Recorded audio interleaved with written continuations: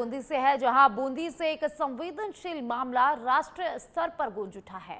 चित्तौड़गढ़ जिले के बेंगू निवासी भारतीय नागरिक राघव सोनी उर्फ राघवेंद्र की कनाडा में हुई मृत्यु के बाद उनकी पार्थिव देह को भारत लाने की प्रक्रिया में अब तेजी आ गई है।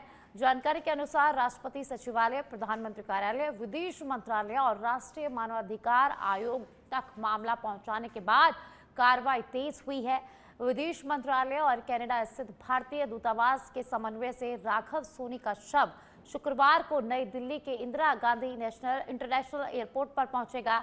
बताया जा रहा है कि 11 अप्रैल 2026 को कनाडा के टोरंटो जिले के ब्रैम्पटन शहर में हार्ट लेक झील में एक नाव दुर्घटना में संदिग्ध परिस्थितियों में उनकी मृत्यु हो गई थी। पिछले 11 दिनों से उनके पार्थिव शरीर को भारत लाने के प्रयास लगातार किए जा रहे थे। इस मामले को आगे बढ़ाने में राजस्थान बीज निगम के पूर्व निदेशक और कांग्रेस नेता चरमेश शर्मा की अहम भूमिका रही।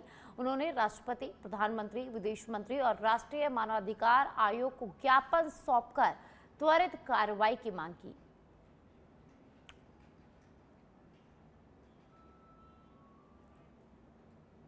चित्तौड़गढ़ जिले के बेगू के निवासी राघव सोनी, जो कि भारतीय नागरिक और कनाडा में रहते थे, उनकी 11 अप्रैल 2026 को एक झील में नाव दुर्घटना में मृत्यु हो गई।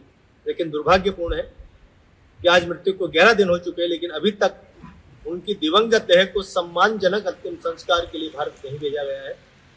इसके लिए आज नई दिल्ली राष्ट्रीय मानवाधिकार आयोग कार्यालय, मानवाधिकार भवन पहुंचकर राष्ट्रीय मानवाधिकार अध्यक्ष के नाम यहाँ पर शिकायत दर्ज करवाई है और मानवाधिकार आयोग के अधिकारियों से वार्ता कर इस मामले में शीघ्र कार्रवाई का आग्रह किया है, क्योंकि अंतिम संस्कार प्रत्येक दिवंगत देह का सबसे बड़ा मानवाधिकार है और एक भारतीय नागरिक को पिछले 11 दिनों से उनकी दिवंगत देह को भारत नहीं भेजा गया। परिवार की स्थिति बहुत चिंताजनक हो रही है। ऐसे में तत्काल मानवाधिकार आयोग पर हस्तक्षेप करना चाहिए, यहाँ पर मांग की है। साथ ही आज नई दिल्ली राष्ट्रपति भवन, प्रधानमंत्री कार्यालय और विदेश मंत्रालय में भी जाकर वहां पर भी ये मांग की है कि इस मामले में राघव सोनी और राघवेंद्र सोनी, दोनों उनके ही नाम है, इस मामले में कार्रवाई करनी चाहिए। क्योंकि राघव सोनी जब कनाडा गए थे